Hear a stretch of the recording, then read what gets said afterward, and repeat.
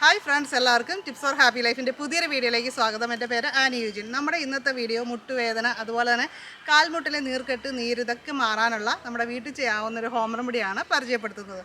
അപ്പോൾ നമുക്ക് വീഡിയോയിലേക്ക് പോകാം. അതിനു മുമ്പായിട്ട് നമ്മുടെ ഈ ചാനൽ ആദ്യമായിട്ട് കാണുന്നവരൊക്കെ സബ്സ്ക്രൈബ് ചെയ്യുക, നോട്ടിഫിക്കേഷനായിട്ട് ബെല്ലൈക്കൺ ക്ലിക്ക് ചെയ്തിട്ട് ഓൾ കൂടി സെലക്ട് ചെയ്യുക.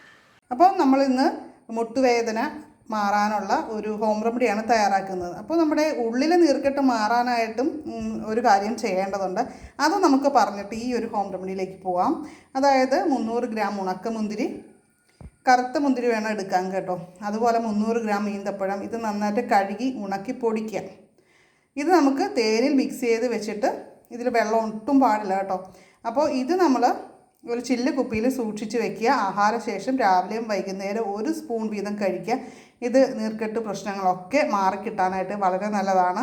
അപ്പോൾ നമുക്ക് വേണ്ടത് ഈ ഒരു നമ്മുടെ ഇതിപ്പോൾ മുട്ടുവേദനയ്ക്ക് മുട്ടിൽ തേക്കാനുള്ള ഒരു റെമഡിയാണ് നമ്മളിപ്പോൾ ഉണ്ടാക്കുന്നത്. നല്ല റിസൾട്ട് ഉള്ളതാണ് കേട്ടോ. അപ്പോൾ നമ്മൾ കുറച്ച് മുരിങ്ങയില അതിനായിട്ട് ഇവിടെ പറിച്ചെടുത്ത് കൊണ്ടുവന്ന് വെച്ചിട്ടുണ്ട്. പിന്നെ നമ്മൾ ഇത് ഒരു പിടി, ഏകദേശം ഒരു പിടി അളവിൽ മുരിങ്ങയില എടുക്കുക. പിന്നെ നമുക്ക് വേണ്ടത് 4 ഗ്രാം കടുകാണ് കേട്ടോ. കടുകും വളരെ നല്ലതാണ്. നീര് അതുപോലുള്ള കാര്യങ്ങൾ, നീർക്കെട്ടൊക്കെ പോകാനായിട്ട് വളരെ നല്ലതാണ്. പിന്നെ അടുത്തായിട്ട് നമുക്ക് വേണ്ടത് കുറച്ച് കല്ലുപ്പ് വേണം കേട്ടോ. പൊടിപ്പ് പോരാ, കല്ലുപ്പ് തന്നെ എടുക്കണം. അപ്പോൾ ഏകദേശം നമ്മുടെ മുരിങ്ങയില എടുക്കുന്ന ആ ഒരു അളവിൽ തന്നെ കല്ലുപ്പും കൂടി എടുക്കുക.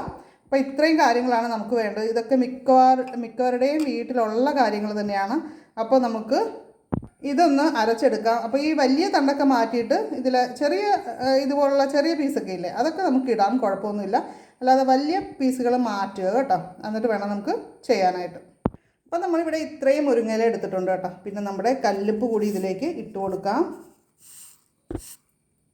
നമ്മളിതിനു മുമ്പ് കടുകൊക്കെ ചേർത്തിട്ട് ഒരു ഓയിലൊക്കെ ഉണ്ടാക്കിയായിരുന്നു ഇതുപോലുള്ള വേദനകൾക്ക്, നീര് കാര്യങ്ങൾക്കൊക്കെ കേട്ടോ. അപ്പോൾ ഇത്രയും നമ്മൾ എടുത്ത് വെച്ചിട്ടുണ്ട്. ഇതൊന്നും വെള്ളമൊന്നും ചേർക്കണ്ട. ഇത് ഡയറക്റ്റ് ഇങ്ങനെ തന്നെ നമുക്ക് ഒന്ന് അരച്ചെടുത്തിട്ട് വരാം. അപ്പോൾ ഇതിനു മുമ്പായിട്ടൊരു കാര്യം, നമ്മുടെ ചാനൽ ആദ്യമായിട്ട് കാണുന്നവരൊക്കെ സബ്സ്ക്രൈബ് ചെയ്യണം കേട്ടോ. അതുപോലെ തന്നെ ലൈക്ക് ചെയ്യാനും മറക്കല്ലേ. ഇപ്പം തന്നെ ഒരു ലൈക്കൊക്കെ തന്നോളൂ കേട്ടോ. അപ്പോൾ നമ്മൾ അരച്ചു കൊണ്ടുവന്നിട്ടുണ്ട്. അരച്ചു കൊണ്ടുവന്നപ്പോൾ നമുക്ക് ഇതേപോലെ ഡ്രൈ ആയിട്ടാണ് കിട്ടിയത്. അപ്പോൾ ഇതിലേക്ക് നമ്മൾ ഇനി ഒരു കാര്യം കൂടി ചേർക്കുന്നുണ്ട്. അതെന്താണെന്ന് വെച്ചാൽ നമ്മുടെ ഒലിവ് ഓയിലാണ്. ഒലിവ് ഓയിൽ ബ്ലഡ് സർക്കുലേഷൻ വർദ്ധിപ്പിക്കാനായിട്ട് നല്ലതാണ്. അപ്പോൾ മുട്ടിൻ്റെ ആ ഭാഗത്തുള്ള ബ്ലഡ് സർക്കുലേഷനൊക്കെ നന്നായിട്ട് വർദ്ധിക്കാൻ കാര്യങ്ങൾക്കൊക്കെ നല്ലതാണ്. അപ്പോൾ ഒലിവ് ഓയിൽ ഇല്ലാത്തവർക്ക് കോക്കനട്ട് ഓയിൽ ആഡ് ചെയ്യാം കേട്ടോ. അപ്പോൾ നമ്മൾ ഇതൊന്നും കൂടി ഒന്ന് നന്നായിട്ട് പേസ്റ്റ് പോലെ വരത്തക്ക വിധത്തിൽ 1 സ്പൂൺ വരെ ഓയിൽ ആഡ് ചെയ്ത് കൊടുക്കാവുന്നതാണ്.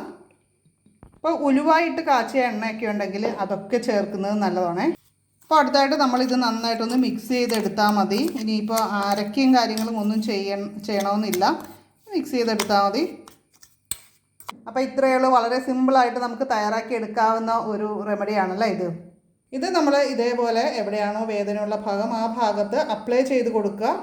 അപ്പോൾ നമ്മൾ ഇതുപോലെ അപ്ലൈ ചെയ്ത് കൊടുക്കുക. അതിനുശേഷം ഒരു തുണി ഉപയോഗിച്ചിട്ട് നന്നായിട്ടൊന്ന് കെട്ടിക്കൊടുക്കാവുന്നതാണ്. അപ്പോൾ ആ രീതിയിൽ നമുക്ക് ഒരു മണിക്കൂർ വരെയൊക്കെ അങ്ങനെ വെച്ചിരിക്കുക. മുട്ടുവേദനയൊക്കെ ഉള്ളവർക്ക് ഇതൊന്ന് പറഞ്ഞു കൊടുക്കുക. ഈ വീഡിയോ ഒന്ന് ഷെയർ ചെയ്ത് കൊടുക്കുക. അപ്പോൾ ഇന്നത്തെ വീഡിയോ നിങ്ങൾക്ക് ഇഷ്ടമായിട്ടുണ്ടെങ്കിൽ ലൈക്ക് ചെയ്യുക. അതുപോലെ നിങ്ങളുടെ ഫ്രണ്ട്സിനൊക്കെ മാക്സിമം ഷെയർ ചെയ്ത് കൊടുക്കുക. നിങ്ങളുടെ അഭിപ്രായങ്ങൾ, നിങ്ങൾ ചെയ്തിട്ടുള്ള കൊച്ചു ടിപ്സുകളൊക്കെ ഇല്ലേ, അതൊക്കെ കമൻറ്റ് ചെയ്യാനായിട്ട് മറക്കരുത്. അപ്പോൾ നമുക്ക് മറ്റൊരു വീഡിയോയിൽ വീണ്ടും കാണാം. നന്ദി, നമസ്കാരം.